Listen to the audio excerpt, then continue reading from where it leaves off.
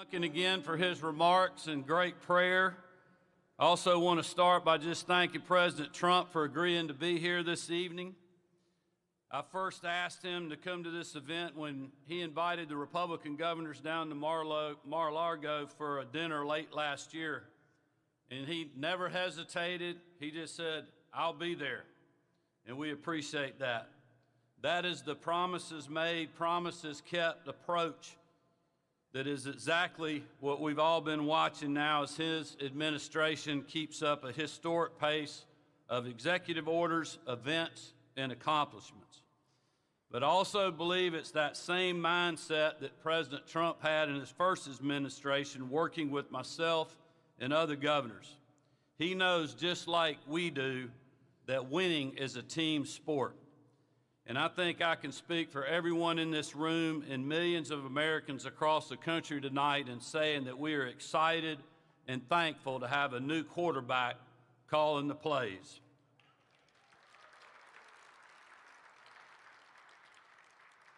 Over the last 4 years, Republican governors have been the last line of defense against the disastrous 1-2 punch of Joe Biden and Kamala Harris.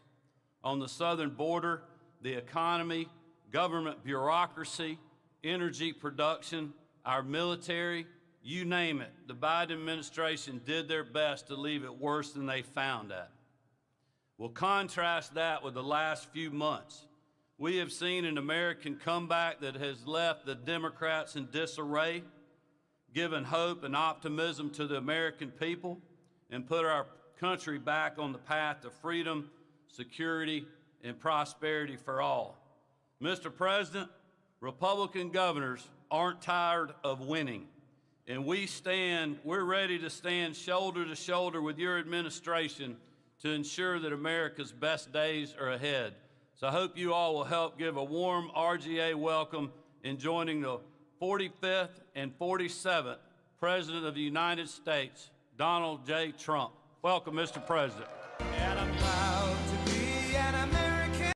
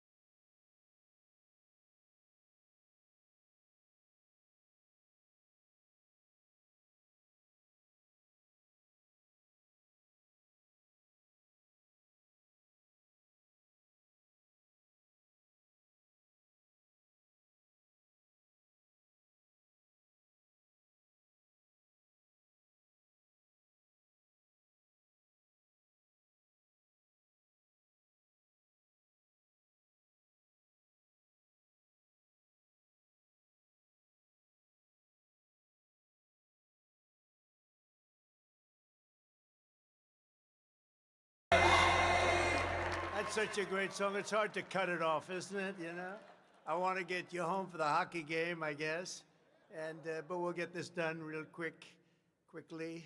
And I want to thank you all. We have so many great friends here, a lot of great governors, a lot of talent.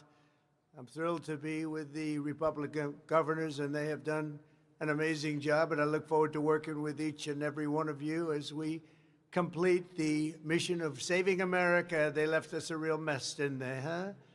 And making our country great again. We're going to do it. We've made a lot of progress. We're given credit for having the best 4 weeks that anybody's ever had as an opening. So now a few hundred more weeks like this, and we're going to be in great shape. But we've had a lot of fun doing it, too. It's a pleasure to do it. We just rip down whatever they've done. It's almost like I want to just do one executive order. Anything he signed is now terminated. It's easier than, you know, point after point after point. I sign and sign. Just do one. Everything he signed is no good, because that's really what basically it's all about.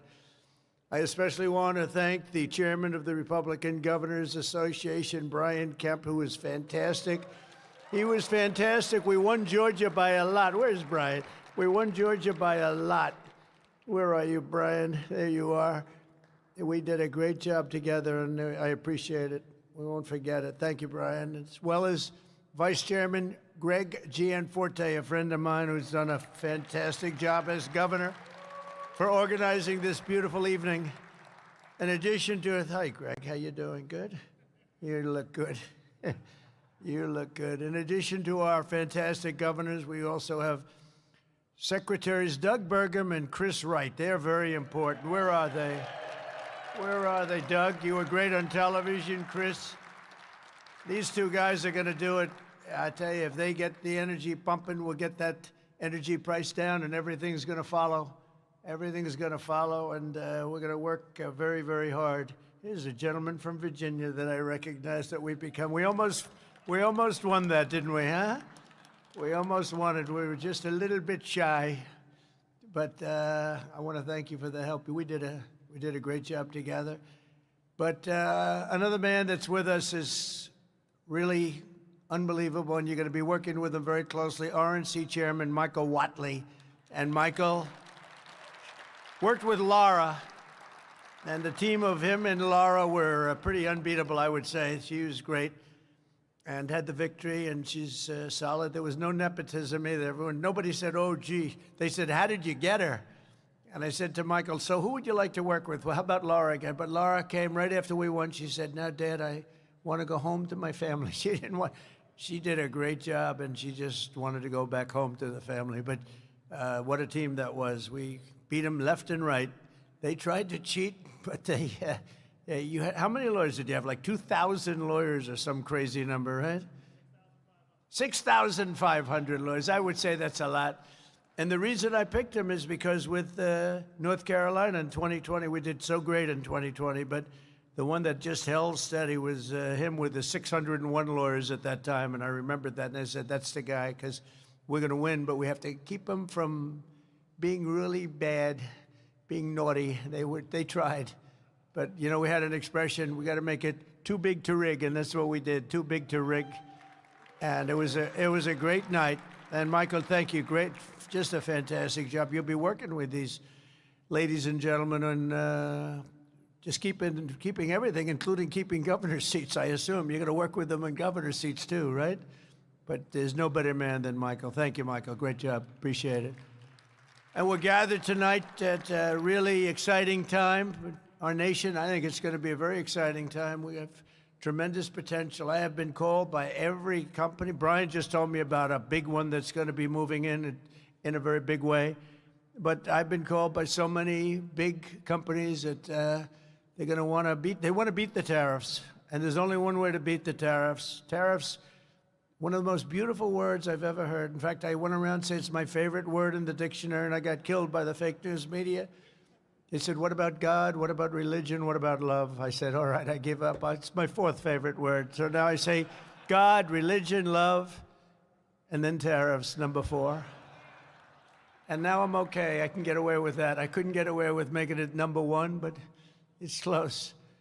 The American people gave Republicans a historic mandate on November 5th. If you remember that, November 5th. What a day that was, huh? No. There was no games. November 5th, 2024 will go down as one of the most important days in the history of our country. I believe that. We won the House, we won the Senate, we won the White House, and in the presidential race, we won all 7 swing states by a lot, and the popular vote by millions and millions of votes for the first time of any Republican in decades. It's hard for us to win the popular vote, but it's not going to be anymore because we're a much different Republican Party right now. We're really, nobody can believe what's happened to this party. It's become a big party, really big and powerful party. We won 85% of all counties in America. Think of that, 85%. Have you seen the map? It's all red. There's a little blue on the outside here, and the outside, the whole thing is like red. They won 525 counties compared to us, 2,600 counties. Think of that. I don't know why we only won by millions of votes. We should have won by a lot more than that. Maybe it's because they cheated. Who knows? And incredibly, all 50 states shifted toward the Republican Party. That's never happened before. It's the first time ever in history that that's happened. All 50 states shifted toward the Republicans, and significantly in many cases. Most importantly, for this room, we're pleased to welcome 8 new Republican governors. Could you stand up, please? Just stand up. Look at these people. Oh, I know them. I know the man. Good. Great. I know every one of them. Mike Braun of Indiana, Mike Keogh of Missouri, Kelly Ayotte of New Hampshire, Larry Roden, that's great, Larry Roden of South Dakota, Kelly Armstrong of North Dakota, Patrick Morrisey of West Virginia, Jennifer Gonzalez Colon of Puerto Rico, Nicola Polo of American Samoa. And I want to congratulate you all. You have great races. You won generally pretty easily. We're going to win a lot of races. You know, in presidential races, they say when you win the presidency, usually the midterms don't go well. I think we're going to do great. I think we're going to really increase our margins by a lot. That's why I went to Michael. I said, you got to stay. You can't go anywhere, Michael. But I can tell you that I did something very different. Our win was so big and so conclusive presidentially, and we had great help from donors. We have a lot of great donors in the room tonight. But this is a nice room, by the way. It's a very nice place. But we did something differently. I said that to my people that do the fundraising, I said, listen, everyone's so happy. Usually you wait 2 or 3 years to go back to the donors. You know, you let it rest. You let their wallets cool off a little bit. But I did it the next morning after we won. I said to Meredith, who may or may not be here, I don't think she is. Maybe she is. She's great. But I said to a whole staff of people, I said, call everybody and see if they'll double up. Now, we raised $1.6 billion. They raised $2.7 billion, and they're running short. They can't raise the final 28. You know, when you lose, it's very hard to raise money. But when you win, it's not so hard. I said, see what you can do. Call everybody and say, thank you very much. We appreciate it. Would you like to make a contribution? So this was not a good situation, but they fully understood. They were so happy they didn't care. And Michael, we raised $608 million in 3 weeks. Can you believe that? So we've got that money, and I got to spend it somewhere. And they tell me I'm not allowed to run. I'm not sure. Is that true? I'm not sure. So if I can't spend it on me, I guess that means I'm going to be spending it on some of my friends, right? A lot of my friends. We're going to be running. But think of that. We raised $608 million. Isn't that great? And I think I'll keep going. I'll just keep bugging them, build it up. But it's going to be great. I think we're going to do fantastically. I think the midterms are going to be a big surprise. And it just seems, I don't know what it is. You go back to the last, I think, 8 elections in a row. The midterms haven't been great for the person that wins the presidency. And I think so far we're very popular. I had an approval rating today of 71 and another one of 69. I have not heard of those numbers before. So we're going to fight very hard, because the better I do, the better you do. It makes your races a lot easier if we do well, and we're going to keep doing well. With the help of everyone here tonight, the golden age of America has officially begun, and the golden age of just this whole thing, the red states, it's going to be leading the way to making our country richer and safer and stronger than ever before. The red states are going to do good. And the blue states, I don't know, maybe they'll totally disappear off that map. It's like, you know, they don't learn because, you know, like men and women's sports, I say we become the party of common sense. Men and women's sports is not a winner for them. But I saw somebody fighting like hell for the fact that a man should partake in women's sports, a Democrat, a radical left lunatic. And they're still going at it. And we shouldn't really fight them too hard until just about a week or two before the election. Just let them go. Don't convince them not to. You know, I'm always saying they haven't learned. I don't want to say that. Don't say that. Let them keep going. And then about a week before the election, just blast the hell out of them. It's like in a race, you know, you hang in there, then you just go. Because there's no way. Open borders with prisoners coming in, jails, some of the worst murderers in the world. We had one guy killed 5 people, separately killed 5 different people. This is not going to be a great person for our country, but we had 11,088 murderers right now. Some of them have been already brought back. And you know, when you think about it, transgender everything, everybody should be transgender. These are not things that play very well. I would say they're 7% issues for them. And they're over 90% for us, but they keep going. So don't tell them they're wrong. It's too long, 2 years or 4 years. It's too long. Let them continue to go and say, I think it's a brilliant idea to have open borders, to allow prisons and mental institution people to pour in from all over the world. Everybody, they came from everywhere. But about a week before that election, go crazy. Just save up your money and explain we can't live like this. And they understand it. Every day of my administration will be fighting to help your state succeed and prosper, and together we're going to bring back the American dream, something nobody talks about anymore. In our last 4 weeks, our new administration has accomplished more than most administrations do in 4 years, and the last administration was a negative. I mean, it was accomplishment, I would say negative 50%. There wasn't any accomplishment. It was a de-accomplishment. On day one, I declared a national emergency on our southern border. I sent our military to the border to secure the sovereign territory of the United States of America.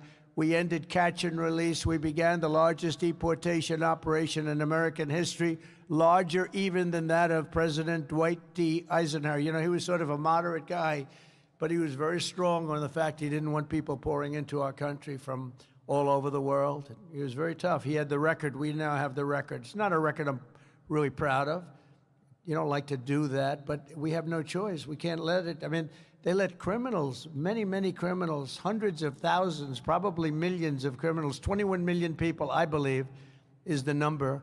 And of that, millions of people are hard, stone-cold criminals. In the past 4 weeks, illegal border crossings have plummeted by nearly 100%, and the tiny number of illegals that do make it across are being apprehended and sent right back to their home where they belong. All countries are taking the illegal aliens back, every single one, even though they said, and strongly, we're never taking them back. Don't even try. They said that during the Biden administration. It didn't work. They're taking them back. They have no choice. They're taking them back. They know we're not playing games. You remember Venezuela saying it? We're not taking them back. Don't even waste your time. They said that to Biden. He said, well, they have us over a barrel. They don't have us over a barrel. How about BRICS? You know, the BRIC states, there are like 6 of them, and they were trying to destroy our dollar. They were going to say, you know, they wanted to create a new currency. They probably wanted to use the yuan. China, they wanted to use the yuan.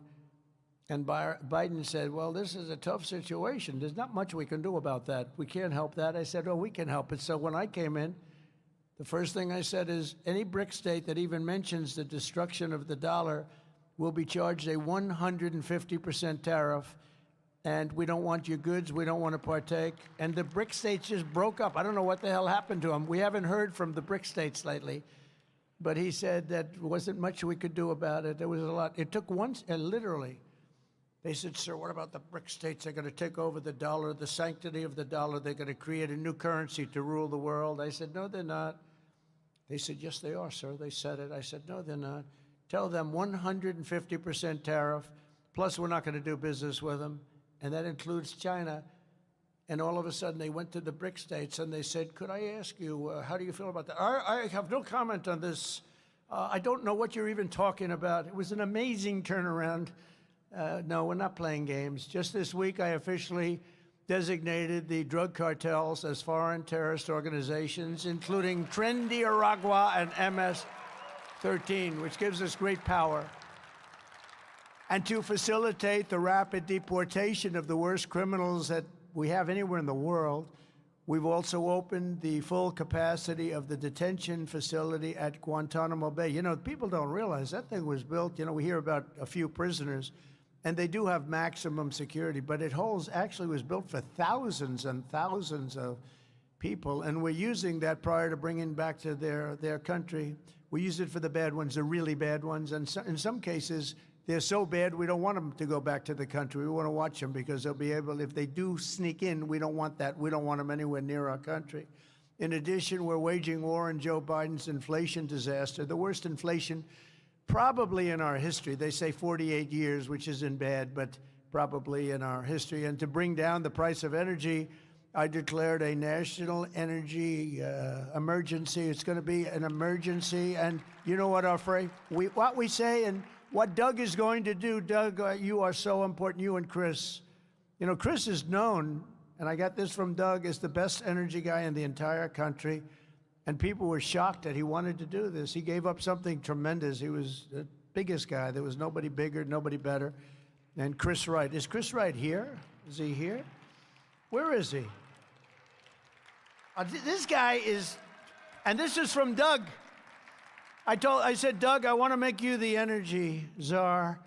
And he said, sir, there's one man that blows me away. Right, Doug? He said, his name is Chris Wright. He's much better. I said, I want to see this man. And I met him. And I just agreed immediately that he was far superior to Doug. I'm only kidding. So what I did, we have a weird deal. You know, we have the Department of Energy and the Department of the Interior. And Interior has all of the energy. And Doug has none of the energy, but he's got, Chris has none of the energy, but he got a hell of a good title. But we want the guy with the energy to be able to drill. So we sort of merged them and their friends and everything else, and they've got a thing going on. I think it's going to set records like nobody's ever seen before. So we have the man that controls the energy, we have the man that drills the energy, and now we've put them together, and you're going to see some action. You're going to see something come way down.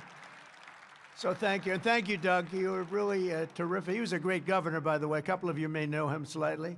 But he was a great governor, did a fantastic job. You know, he made a lot of money in the technology business, sold to Microsoft for a lot of money. I won't tell you how much. I don't want to embarrass him. Some people would say it's a lot. Some people would say it wasn't that much, right? But, you know, when you get close to $1 billion, that's pretty good. And he didn't know much about energy. When he became governor, he became one of the great experts of energy anywhere. We did unbelievable, really an unbelievable job with the state. He did like me. He did well in business, and then he said, let's run for politics. And he did, and they love him in the state. But he was term limited, and I watched him running. He was running against me, but I still liked him. And I said, that guy's got real talent, and he was one of the first people I called. So you're doing a great job, and thank you for leading us to Chris. I'll give you a bigger thank you in 2 years if Chris is as good as you say, okay? But I know he's going to be. Thanks a lot, Chris. Good. Go out there. If we can bring energy down, everything's coming down. You know, the eggs are coming down and the bacon's coming down. Everything is coming down, and that's the biggest thing, the energy. So those two guys are very important. To cut through the red tape, I've established a National Energy Dominance Council, chaired by the former colleague and your former colleague, Secretary Burgum. He's going to do a fantastic job. We're putting incredible people on it. I withdrew from the one-sided and very expensive Paris Climate Accord. It's a one-way street. You know, under that accord, we pay $1 trillion. Think of it. We pay $1 trillion.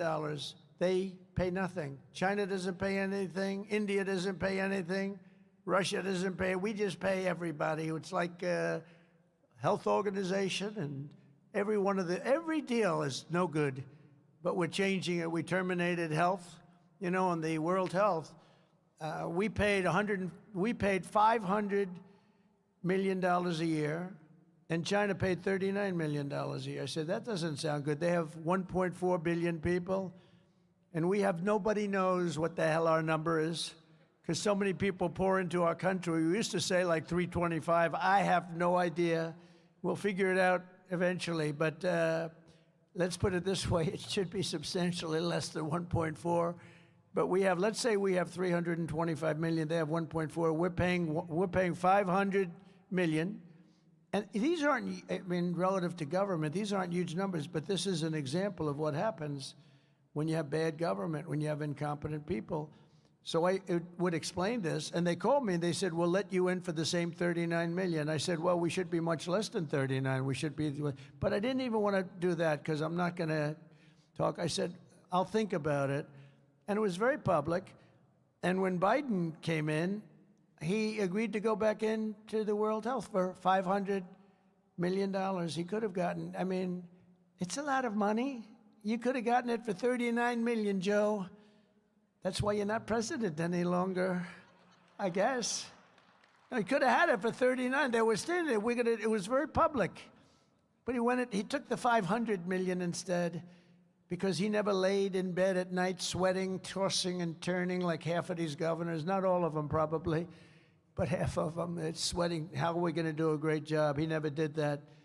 But that's just a case study in, how not to run. Because, if we had people at that level that would have negotiated. I bought a plane.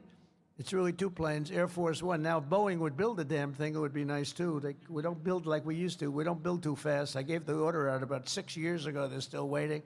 Getting a little tired of it. I gave a fixed price deal. But it was $5.7 billion. I negotiated with Boeing. It took about 2 months, and I got the 5.7 down to $4 billion. Actually, 1 penny less than 4. I said, it has to have a 3 on it. And he said, you want from 5.7 to 3? I said, yeah, 3 on it, meaning it has to start with a 3. And after about 2 months of saying, no, no, no, no, it has to have a 3, it has to have a 3, he called up, he said, sir, $3 billion, I want, and this is what happened, $3,999,999,999 and 99 cents, 1 penny less. I said, you have a deal. But we saved $1.7 billion just by negotiating. And in all fairness, most of you can do that, and some of you do it. Some of you do, you have surplus states, you have incredible states, and you have to do that because every time somebody sends you a bill, they expect to be negotiated. And in the past administration, and sometimes I guess in this it happens because people don't care. Elon talks about caring. Caring is very important, and they have to care. If they care, they say, no, no, I'll pay you. They'll send you a bill for $10,000, and you say, nope, I'll give you 5. And they'll say, no way, no way, no way, and you'll end up paying 6 or 7 or something. But all you have to do is care a little bit and try and get it down. And literally every contract. I think there's not a contract that's sent in government that I couldn't come and that many of you couldn't cut and cut very substantially. And boy, what a difference it would make for the government. I terminated the Green New Scam, one of the great scams in the history of our country. I canceled Joe Biden's insane electric vehicle mandate, saving our auto industry from destruction. That was an easy one. And all of this helps to combat inflation and bring down costs. We're bringing down costs way down. We're going to bring up jobs like you haven't seen because the company's pouring in. We're going to have announcements over the next 3-4 weeks that you're not going to believe from some of the biggest companies in the world, and the numbers are staggering. Hundreds of billions of dollars of investment, hundreds and hundreds, trillions of dollars when you add it up, to slash hundreds of billions of dollars in waste and fraud. We're talking about also an abuse. I've created, as you possibly have read just a little bit, the Department of Government Efficiency. And here are just some of the things that we've paid. And we've stopped, and we've gotten the money back. $520 million for a consultant to do ESG, that's environmental, social, and governance investments in Africa. $525 million. $25 million to promote biodiversity conservation and social responsibility behavior in Colombia. $40 million to improve the social and economic inclusion of sedentary migrants. Nobody even knows what the hell it means. $42 million for social and behavioral change in Uganda. $10 million for Mozambique medical male circumcision. We're doing circumcisions in Mozambique. to the tune of approximately $12 billion, $12 million. $14 million for improving public procurement in Serbia. $486 million to the Consortium for Elections and Political Process Strengthening, including $22 million for inclusive and participatory political process in Moldova, and $21 million for voter turnout in India. Why are we caring about India turnout? We got enough problems. We want our own turnout, don't we? Can you imagine all that money going to India? I wonder what they think when they get it. Now, it's a kickback scheme. You know, it's not like they get it and they spend. They kick it back to the people that send it, I would say, in many cases. Many of these cases, anytime you have no idea what we're talking about, that means there's a kickback, because nobody has any idea what's going on there. $29 million to strengthen the political landscape in Bangladesh. Nobody knows what they mean by political landscape. What does that mean? $20 million for fiscal federalism and $19 million for biodiversity in Nepal. $47 million for improving learning outcomes in Asia. What the hell do I care about? We got a lot. We got enough problems. And all of this is terminated. We terminated this stuff, and we're on the track. And by the way, so many others I could read all night long, but so many were so terrible, and some were actually disgusting. And I know you're eating your dinner, so I didn't want to do that. But we're draining the swamp. And, you know, one of them was $100 million for condoms for Hamas. You heard about that. 50 and 50. It's 50 million, and then they decided they needed more condoms, so they sent another 50 million. So it's 100 million condoms for Hamas. But now that's the good stuff. Here's even worse. Social Security. As you know, generally speaking, people don't live to be over 100 years old. We all will, I think, 120, 130, hopefully. But, you know, you hate when you get near that number. It's like, let's hope we can live to length like this. But here's what we're finding and what we found. And these were all found by these computer geniuses. I asked Elon, what trait do these have? You know, they started off with 12 guys, then they had 30 guys, then they had 57 guys. Now they have over 100 guys, and he attracts very young people with high IQs, you know. Some people attract very beautiful people. I think I like them better, actually. But he attracts young people that are brilliant, and they love the country, too. But I said, what trait do they really have? And the trait that they really have was that they're extraordinary with computers. They can take them. He said they make love to their computer. I said, I don't want to hear about that. Doesn't sound too good.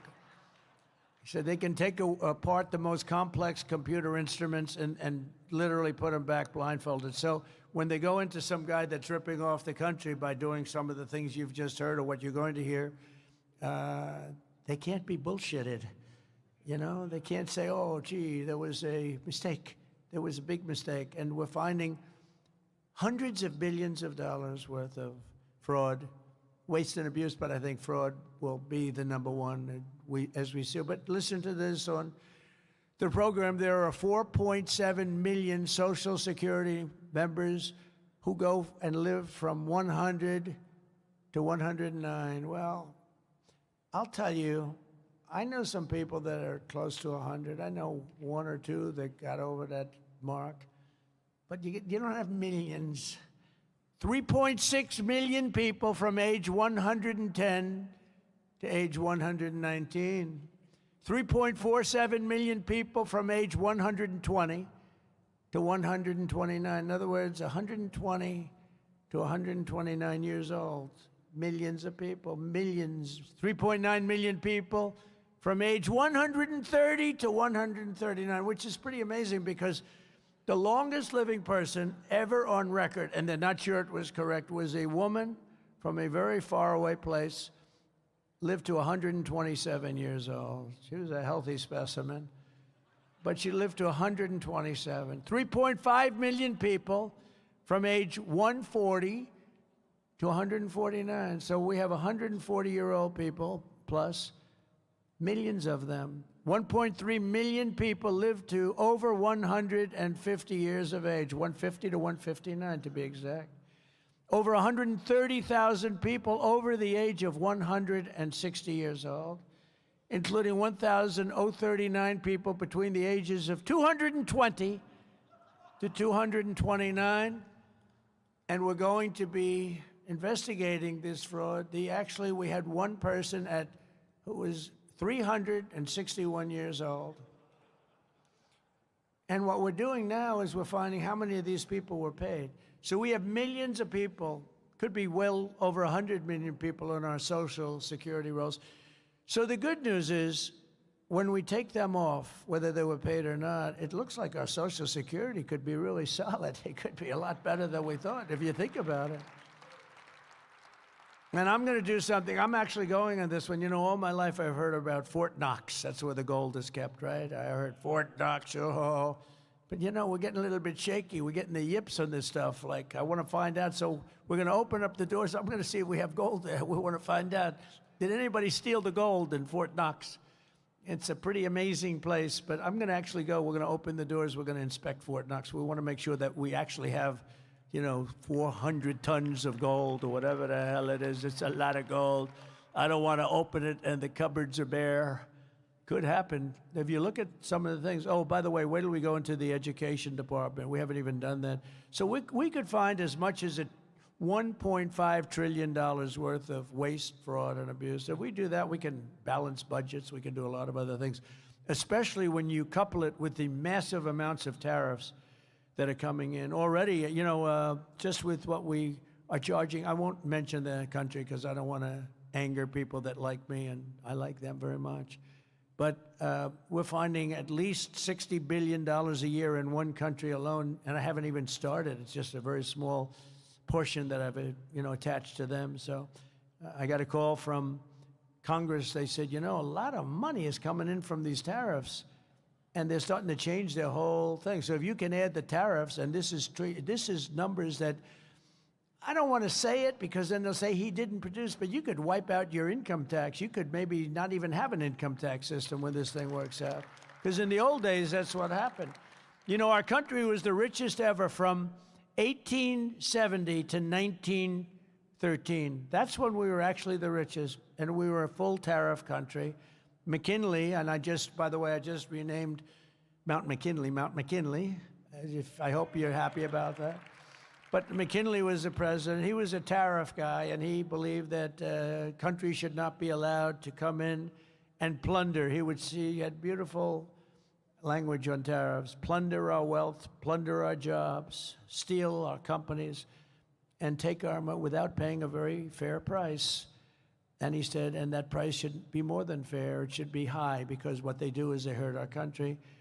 And we became very rich. He was assassinated, and as you know, Roosevelt took over, Teddy, and he spent money on parks and on dams and on everything. I mean, you know, but he really spent a lot of the money. McKinley never got the credit, but he spent a lot of the money that McKinley made. But it was the richest we ever were in the 1800s, early 1900s. And then in 1913, we went to the income tax system. And to be honest, we did fine, but we were never like we were. They formed the Tariff Commission of 1887, and it was a commission of people like you, blue bloods. Are you blue bloods? A couple, and about 3 of them over here, but blue bloods. But it was a commission, and it was set up for the sole purpose of, we have so much money. This is in the United States. We don't know. We had no debt. We had no nothing. We had massive amounts of money. The commission was set up to determine where we should spend our money. Where do we spend it? Got so much. Can you imagine? Wouldn't that be nice? Now look at what they're doing, but this is money we have to borrow where they're doing it. But we're going to find out that this money went to people and it got kicked back. You're going to find out a lot of that, but we'll catch it all. We've launched the largest deregulation campaign in our country's history. For every one new regulation, I've directed that 10 old regulations must be eliminated. And I will say, in my first term, we did more deregulation than any president in history by far, not even close. With Republicans in Congress, we're also racing to pass the largest tax cuts in American history. We're looking to we brought it down from 41%, much higher if you add the state things, but 41% to 21%, which people said was impossible. And now I'm trying to bring it down to 15%, so it'll go from 21 to 15, but only if you make your product in the United States of America. Otherwise, you pay 21%. That'd be great to protect American auto workers, who, by the way, they're going to be one of the biggest beneficiaries of what we're doing with tariffs, because they just stopped two big auto plants in the middle of construction from being built in Mexico, because they see, when I got elected, they said, oh, this is going to be a problem for us because we have big tariffs going on, and we have tariffs going on autos, and they don't have to pay any tariffs. There is no tariff. All you have to do is build your plant in the United States. They were building plants in Mexico right opposite the border. They're making them in Mexico. They're selling them into the United States with virtually no tax. And they're killing Detroit, all these places are being killed. Now it's the exact opposite. And by the way, Canada was a big participant in that too. And I think Canada, they're going to have to pay tariffs on automobiles, lumber, and oil and gas, et cetera, et cetera. And they get 95% of their product from the United States. I think they have to become the 51st state. And you heard the people booing the national anthem, but I think ultimately they'll be praising the national anthem. We'll have to work out some deal with it, because I do like the O Canada, right? It's a beautiful thing. I think we're going to have to keep it for the 51st state. I call him Governor Trudeau. I said, Governor Trudeau's doing a wonderful job. I think it's actually cost him his election, if you want to know the truth. But we're gonna see about that. We're looking at Greenland. And we have to take back the Panama Canal, because that wasn't the deal. We gave the Panama Canal to Panama. It was the most expensive thing ever built in our country. It would be the equivalent of $2 trillion today. We spend massive amounts. We lost 38,000 lives from the mosquito and snakes. A lot of bad snake bites, but mostly the mosquitoes, malaria. They killed 38,000 of our people. They paid laborers 5 times what they were getting in the United States to go, knowing that there was a good chance they were going to die. 20% of them died. And Jimmy Carter, may he rest in peace, the late, great Jimmy Carter, gave it away for $1. It's also the most profitable thing ever built. It's what you hear about casinos and you hear about all the stuff, they're peanuts compared to this. It's the most profitable thing ever built. There's never been anything. I mean, you have ships lined up. And by the way, when they gave it away like a bunch of dummies for $1. The day after they took over, they raised the price per ship by 4 times. That wasn't high enough. There was no problem. They raised it again twice. And they're getting almost $1 million a ship. And their product is water. It's Pacific and Atlantic where they meet, and one is about 18 feet higher than the other, which a lot of people don't know. Actually, it's one of the great marvels of the world. Well, we built it, and we're not going to let, because China has essentially taken it over. We're not going to let that happen. China knows it, and so does Panama. To protect American workers and bring billions of dollars into our treasury, we're in the process of imposing reciprocal tariffs on any nation that tries to cheat us or steal our jobs. So India, as an example, has very, very high tariffs. And I was going to impose a flat tariff, but that wouldn't really do the trick, because some of the countries have really high tariffs. So it really works out much better. Nobody can even fight it. Whatever they charge us, we charge them. So if they're at 25%, we are 25. If they're at 75, we're at 7. Whatever they charge us. And it was very interesting. The European Union, we were 2.5% for cars. European Union was much higher. They just reduced their tariffs on cars to 2.5 to be reciprocal with ours. So that's just an early sign. But I think that's going to happen. And then some will want to fight us a little bit, but it doesn't matter. They're reciprocal. And even the press says, oh, I see. Well, they don't fight us. If I put a flat tariff on like 25, 30%, even if it was lower than we would have gotten, if we put a flat tariff on, the press would have gone crazy. That's terrible. Even if somebody was paying like 5 times more, charging us 5 times more. When you say reciprocal, I said it the other day to the failing New York Times. I said, listen, whatever they charge us, we charge them. They go, well, that sounds fair. It really does, doesn't it? So it's a reciprocal tariff, whatever they charge us. I've ended Joe Biden's weaponization of our government and removed his handpicked radical left Marxist prosecutors from the Department of Justice. We have a great Attorney General, Pam. I immediately halted all government censorship and brought back free speech in America. I signed an executive order to end all of the lawless diversity, equity, and inclusion policies across the entire federal government and private sector. Do you see how much it costs? One company said they're going out of that business and they're going to write off $229 million. How do you spend that much money to convince people that they should have transgender operations and various and sundry other things that we don't like to talk about? It's crazy the amount of money it was almost like just a mind blower what they were doing. It was terrible and all over. And by the way, our military is now free of that. Anybody that even tries it, they're gone. I signed really historic orders to get critical race theory and transgender ideology out of the schools and out of our military. It's all going out. It's no longer. And I heard men are still playing in Maine. Is anybody here from Maine? Who is that? Is that the governor? Well, I hate to tell you this, but we're not going to give them any federal money. They are still saying we want men to play in women's sports, and I cannot believe that they're doing that. They are, let's find out who that guy is that raised his hand. Maybe he's just kidding. But, so we're not going to give him any federal funding, none whatsoever, until they clean that up. And the other one, we have a fight with one news organization, AP, a radical left organization, treats us all very badly. And they refuse to acknowledge that the Gulf, former of Mexico, is now called the Gulf of America. So we just hold them, we're holding them out of any news conferences. Now I'm sure they'll get sued, and maybe they'll win, doesn't matter. It's just something that we feel strongly about. No, and I said we changed Mount McKinley. Nobody's fighting that. You're allowed to do it. Well, we're allowed to do. And most of the shoreline is, 85% of it is on our soil.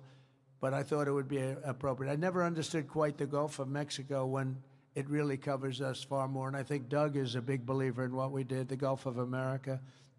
So we're having a little dispute, but only one. But Google Maps has already changed. Almost everybody's already changed. It's called the Gulf of America. And earlier this month, I signed an order banning men from women's sports. And that's why when somebody wants to do that, and even the NCAA has already complied, and they have sent us a letter. They have fully complied with that. I also proudly banned the use of puberty blockers, hormone injections, you believe this? And other chemical and surgical mutilations of all minor youth. Do you believe you have to say that? I mean, it's terrible. Who would believe that we're talking about even these things? Men playing in 10 years ago, 15 years ago, can you imagine? People would say, is he crazy talking about this? And they're still fighting us, but let them fight. As I said, we're going to make universal school choice a very big, strong thing, school choice. And we're working very, very hard to send these schools and education back to the states where they can be properly run. In other words, this really affects the people in this room, but you're going to be running your schools, and who can do worse? Look, they rate them in the top 40. So we just came out with one that we were number 40, but we were number 1 in cost per pupil. And, I mean, I know a lot of the governors in this room. You run a great state, and you'll do great with education. At a much lower price, we're going to give you whatever you need, but at a much lower price. We have people in Washington, D.C. that, in all fairness, in many cases, don't give a damn about your pupils or your students or your states. And they're running everything, and they're running it into the ground. So it came out, we're last in education, but first in cost per pupil.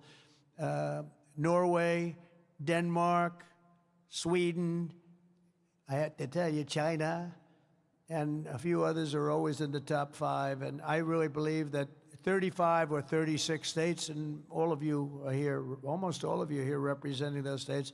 I think you're going to have education that's every bit as good as Norway and Denmark and Sweden and all of them. And then we'll have some laggards, and you know who the laggards are going to be. You just have to look at everything else.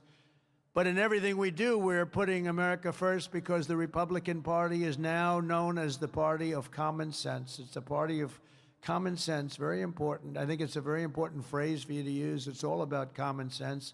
We're conservative and, we're a lot of things, but most important thing is we have to use common sense. Thanks in part to the hard work of the people in this room, we're forging a new political majority that is shattering and replacing Franklin Roosevelt's New Deal coalition, which dominated American politics for nearly 100 years. Under our leadership, the Republican Party has become the proud voice of hardworking citizens of every race, religion, color, and creed. We are a much bigger, much more powerful party. Now is the time for us all to press forward, think big, be bold, and deliver the once-in-a-lifetime reforms our citizens need and really deserve. They've gone through hell for 4 years. Some of them don't even know it. They've just been led down a path. They don't even know what they've gone through. As one team, we can make our borders stronger, our communities safer, our schools better, our families happier, our citizens wealthier, and our country freer, freer, freer, and more exceptional than ever before. We will work together, and we will absolutely, without question, make America great again. God bless you all, and do a great job, and go home and watch the hockey game. It should be interesting. Thank you all very much. Thank you very much. Thank you. Thank you. Thank you, Brian. Thank you.